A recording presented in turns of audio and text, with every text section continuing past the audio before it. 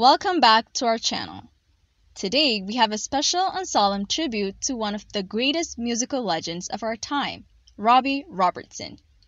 An unparalleled songwriter, musician, and the co-founder of the iconic band, The Band. Join us as we delve into the captivating life and legacy of this extraordinary artist, as well as his powerful final message before he left this world. Let us embark on this poignant journey together. Before we delve into Robbie Robertson's last words, let's take a moment to reflect on the remarkable life he led.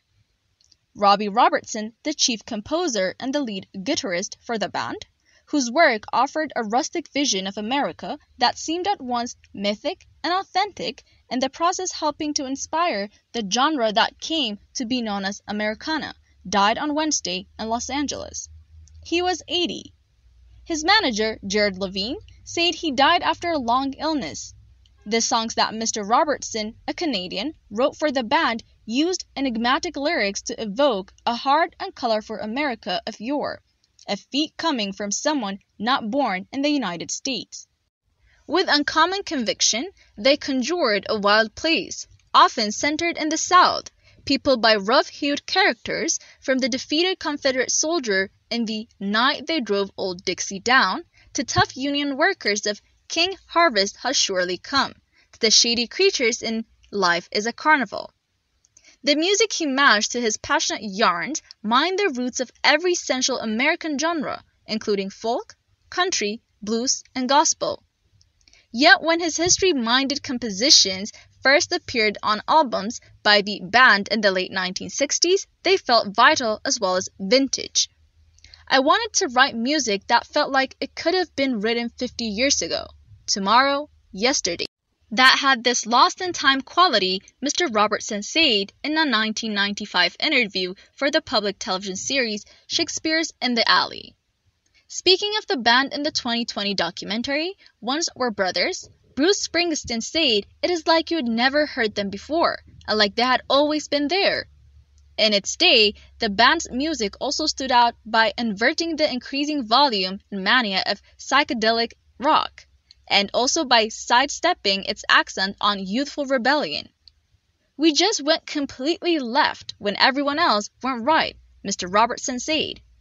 The ripple effect of that sound and image, unveiled on the band's first album, Music from Big Pink, released in 1968, went wide on impact, landing the group on the cover of Time magazine in 1970, and inspiring a host of major artists to create their own homespun amalgams from the Grateful Dead's album, American Beauty, 1970, to Elton John's Tumbleweed Connection, released the next year. The band's music so affected Mr. Robertson's fellow guitarist, Eric Clapton, that he lobbied for entry into their ranks. The offer was politely declined. A quarter-century later, the band's music provided a key template for the act's first labeled Americana, including Sam Volt, Wilco, and Lucinda Williams, as well as for their sonic airs. Though Mr. Robertson dominated the band's writing credits, he frequently emphasized the importance of all 5 members. Everyone did something that raised the level of what we were doing to a stronger place. He told The Guardian in 2019. They are all unique characters you could read about in a book, he told Musician magazine in 1982.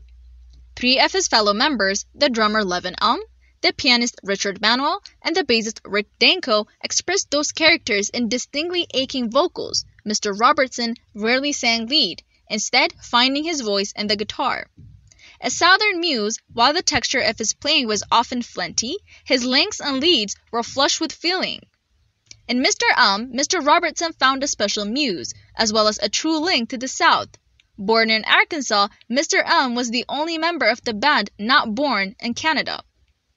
I know at the time that it seemed strange that somebody from Canada would be writing this Southern anthem, Mr. Robertson told Shakespeare's in the Alley, referring to The Night They Drove Old Dixie Down, which Mr. Elm sang. It took somebody coming in from the outside to really see these things. The lofty stature of the band was further burnished by their participation in several seminal events in the history of Bob Dylan. They served as his backing group during the historic 1965-66 tour that found him going electric to the horror of folk fundamentalists who booed his move away from his original acoustic style. "When people boo you night after night, it can affect your confidence," Mr. Robertson told The Guardian. But he added, "We did not budge. The more they booed, the louder we got." And once We're Brothers, Mr. Dylan called the group "gallant knights" for sticking with him.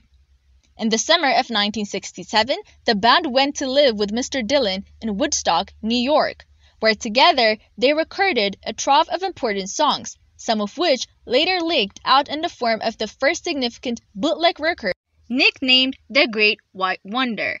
Key songs from those sessions, mainly written by Mr. Dylan but augmented by pieces written by members of the band, including Mr. Robertson, did not enjoy an official release until 1975, as the double album The Basement Tapes.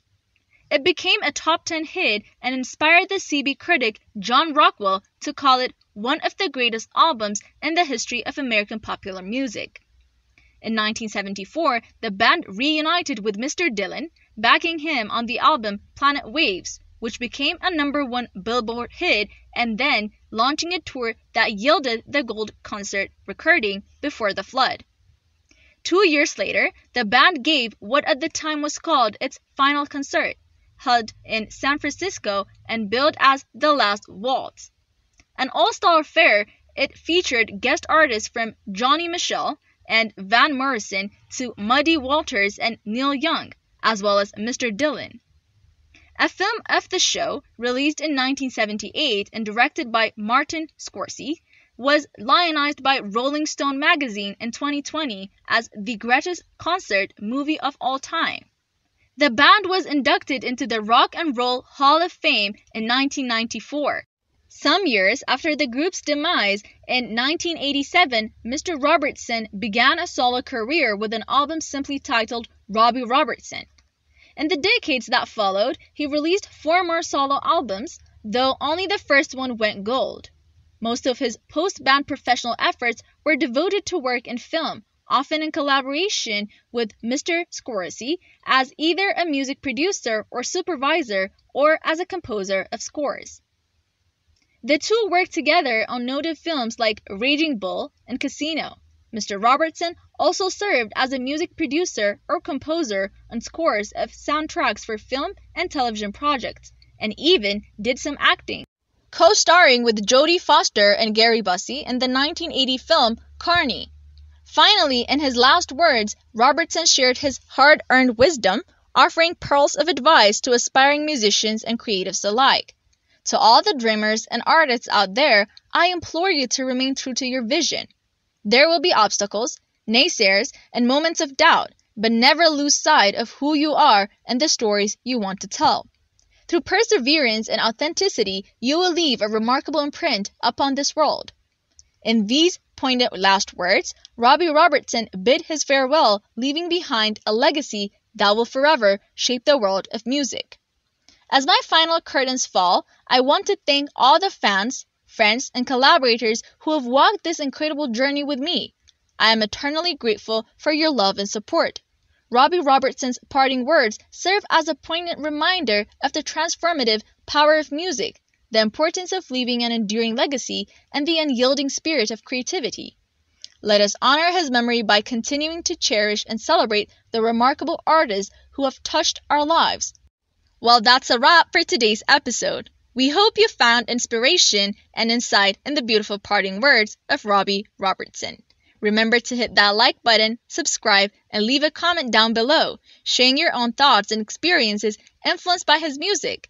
Until next time, thank you for joining us on this extraordinary journey through music history. Stay tuned for more captivating stories of iconic musicians.